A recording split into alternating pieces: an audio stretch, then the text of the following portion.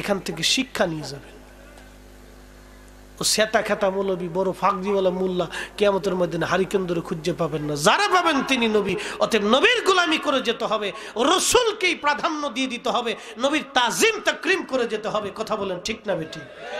কোথা আজহার থেকে এসে পড়ে এসে বলল রসুল আলিফ বা তাসা পড়তে পারতেন না, আর আপনি বিশ্বাস করে এর পিছনে দৌড়াচ্ছেন। কত দিন দৌড়াবেন, কত বছর দৌড়াবেন বলুন?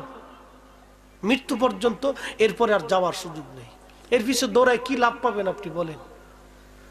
আমাদেরকে তো পীর পূজারি মাজার পূজারি বলে, ভণ্ড বেদাতি বলে থাকে।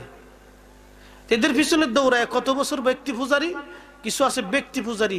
দেখছে এগুলো আজহার থেকে পড়ে আসছে, আজহার থেকে পড়ে আসছে, তাতে কি হয়েছে? এগুলো আটসাপ দেশের কোরআন সুন্নাহ কি সেই বুঝে না? দুনিয়াতে আরো আলেম আছে। মদিনার থেকে পড়ে আসছে, তাতে কি হয়েছে?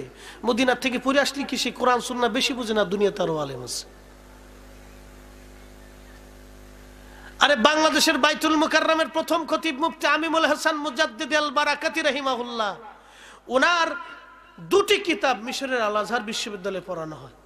আলহামদুলিল্লাহ, সুবহানাল্লাহ। কি বাড়ি যায় খবর?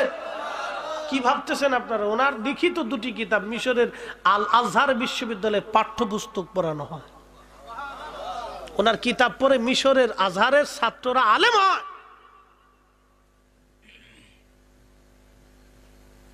এগুলি বুঝে যাবেন বাবা, কি হয়েছে তাতে। ওয়াল্লাহি নবীর ইজ্জতের চাদর ধরে যে টান দিবে, পৃথিবীর যত বড় আলেমই হোক, এক সেকেন্ডের জন্য আমরা তাকে বিশ্বাস করব না। কথা বলেন ঠিক না বেটি? সে যেই হোক, আমার বাপও যদি হয়তো বাপ তালাক দিয়ে দিত হবে। কথা স্পষ্ট, কোনো বাকি ঝুঁকি ফাঁকি ঝুঁকি নেই এখানে।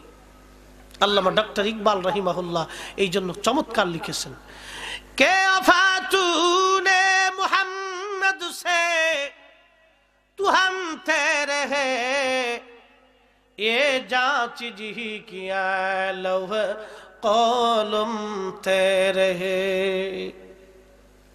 তুমি যদি নবীর কদমের গোলামি করতে পারো, কুল